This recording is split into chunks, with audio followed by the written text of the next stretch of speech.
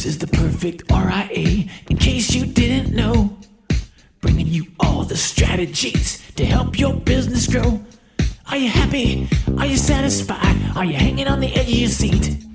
Sit back and listen in while you feel the beat, yeah! Another myth bites the dust. Hello, TBR Nation. This is Amber Kuhn from The Perfect RIA. Thank you for joining me on today's Follow-Up Friday, where I'll be covering the highlights and action items from this week's episodes. On Monday, Matt and Micah talked about tax planning in 2023, but they kicked off the episode by talking about how they were excited for the start of the new year. Matt always starts every year with the idea that it will be his best year ever. Micah said that the new year allows you to mentally reset. You need to think about what are you going to do differently and figure out what is your plan for this next year. He mentioned that they're seeing tax planning become more and more predominant in the industry, and that you have to up your game and you have to be sure that you're delivering more and more value to your clients. Matt said, if I want it to be my best year ever, I've got to do something differently. And I think the best thing you can do differently is stop relying on willpower. This is a reminder that willpower is not enough. So with tax planning, he said that you need to ask yourself, what are you going to do besides willpower? You need to have a specific plan and block this into your calendar now.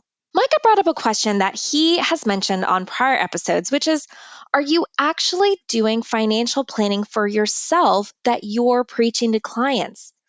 He said if there's something that's good enough for you to recommend to your clients, you should be doing it yourself as well. The guy said that taxes should be reviewed every single quarter, and that tax planning definitely starts with you as the advisor. Micah then shared something that had come out of a mastermind he was attending when others had discovered that he was doing his own taxes. From there, he ended up hiring a CPA, and he mentioned that the best part of hiring a CPA was the aspect of having a date that he had to show up for and be ready for his tax planning, that it became a forcing mechanism.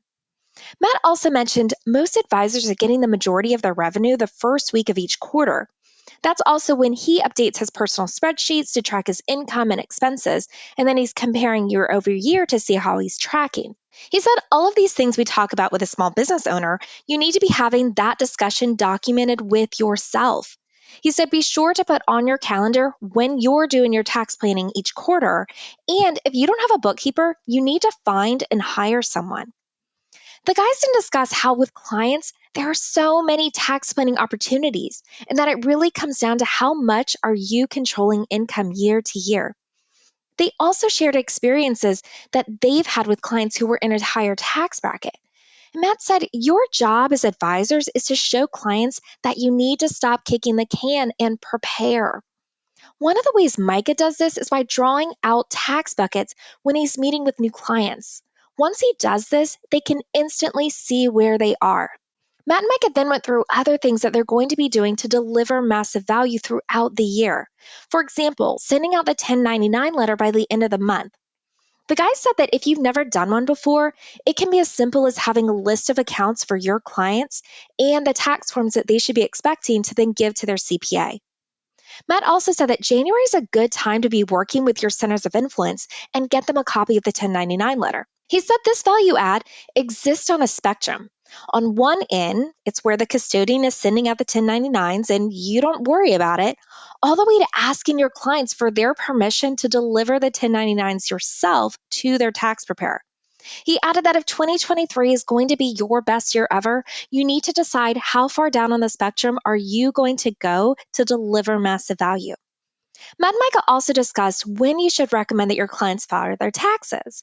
Micah said that there's a difference in getting them done and getting them filed. You don't want them to file them until the end of March, beginning of April because of amended 1099s, and that it's important to be setting expectations with your clients. The guys wrapped up the episode by mentioning that with everything they shared, they don't want you to get overwhelmed. So pick one thing to do. Take things one step at a time and be sure to put this on your calendar. Let's get into action items from Monday's episode. Schedule your personal development and make sure that you pay for it. Sign up for something specifically related to taxes.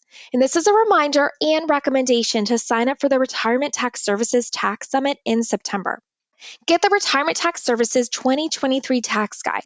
You can get this by visiting retirementtaxservices.com, and you need to print this out, have it laminated, and keep it on your desk. Lastly, you have to have your value adds outlined, and everything, including Surge, needs to be blocked out on your calendar. On this week's What Works Wednesday, Matt was joined by Cameo Roberson, the founder of Atlas Park Consulting. Their practice management agency helping financial advisors unlock their growth plans and accelerate revenue. On Wednesday, Cameo focused on where to start with systems and processes in your practice. Cameo said that advisors need to understand how everything is connected, how you coordinate everything, and how you communicate with custodians. She said that this puts the responsibility on the advisors and the team. She also mentioned the importance of professional pushback. So if you hear something that doesn't sound like it will sit well with your client, then you need to ask questions. If you don't have the right information, that can erode your client's experience. Cameo gave an example of how she would coach someone on creating a process when a client calls saying that they need to pull money. And she went through all the steps that you should consider and check for when creating that particular process. She said once you've done that process and you've documented the workflow, then you don't have to reinvent the wheel each time a client calls for this. And then you can train your team. But what if you're an advisor who only has a couple of steps or you don't have any processes? Where do you start? Cameo recommends to think about what process you're trying to figure out first. Focus on that one, and then you can just build from there. Ultimately, you can end up creating standard operating processes, and you can apply that same methodology to build out client support into other areas within your firm. Cameo shared that in the absence of process, people make things up. They don't know what to do next, so they just do what feels comfortable. And that if you want to incorporate strong processes and a consistent delivery of your processes, then you have to think about having these mechanisms in place. Cameo said that as the advisor, you need to think through how a process should work and then communicate and train your team. If you're not giving your team what they need to be successful, then you're doing a disservice to your team and your clients. Matt and Cameo also discussed team training, and she shared that you should look at team roles and responsibilities and use that as a framework for what your training process should be. Let's get into action items from Wednesday's episode. Think about where you are in your growth. Do you want to accelerate your growth? And if so, what one bottleneck is keeping you from getting there? Then think of a strategic plan to deal with that bottleneck. From there, figure out the next bottleneck and go through the same process.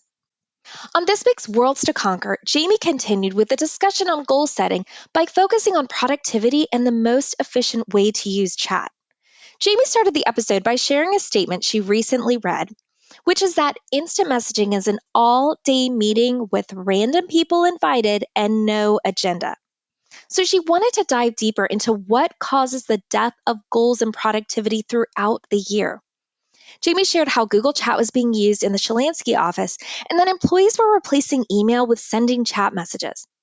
While it's a great feature, she said you need to be using chat or any type of instant messaging efficiently.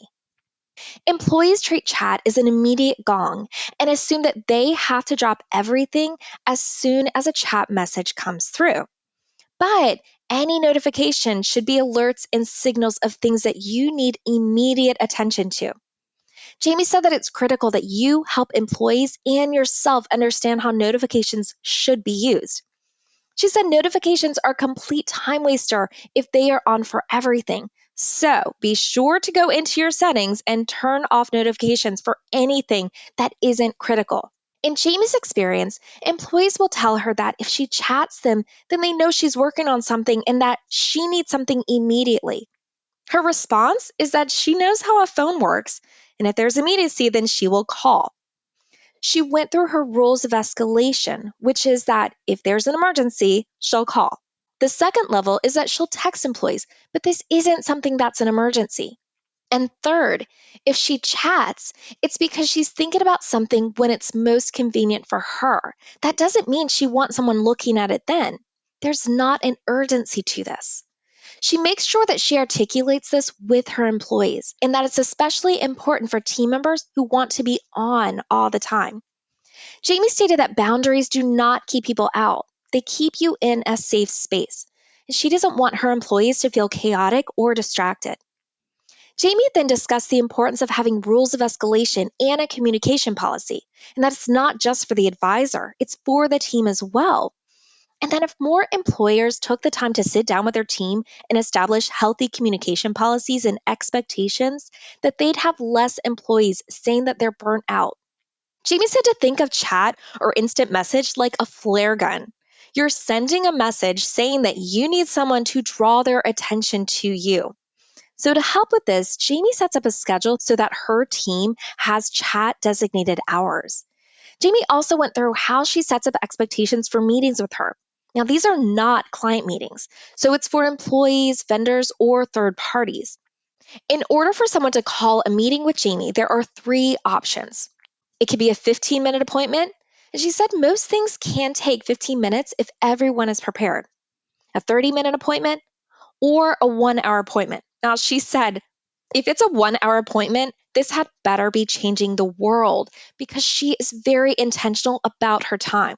And so, with any meeting with her, you also have to pre-fill a meeting agenda, which includes the purpose of the meeting, the decisions that need to be made, and any headlines or concerns. Jamie said she's also moving to have the leads in her office do the same thing with their teams. And she said this is to help them live with intentional purpose behind every meeting that they have. She also sets open times on her calendar for people to schedule meetings and has her team leads do the same. She said if you don't plan your time, don't be annoyed when someone else does. Let's review the action items from Thursday's episode. What is your communication policy on email and chat? You need to make sure you have one and then outline how you use those tools in your office. Schedule your time. Pull out your calendar and plan your day so that you can be intentional about your time and make sure that your team does this as well. Lastly, be indistractable. Jamie recommends reading this book, and we'll have a link in the show notes on theperfectri.com. And be sure to have your team read this and then go and implement this in your life. That wraps up this week's recap. Thank you for joining me on today's Follow Up Friday. Be sure to give us 5 stars wherever you're enjoying this podcast and share this or any of our episodes with another advisor who you think might benefit from listening. And until next time, happy planning. Hold on before we go. Something that you need to know. This isn't tax, legal, or investment advice. That isn't our intent. Information designed to change lives.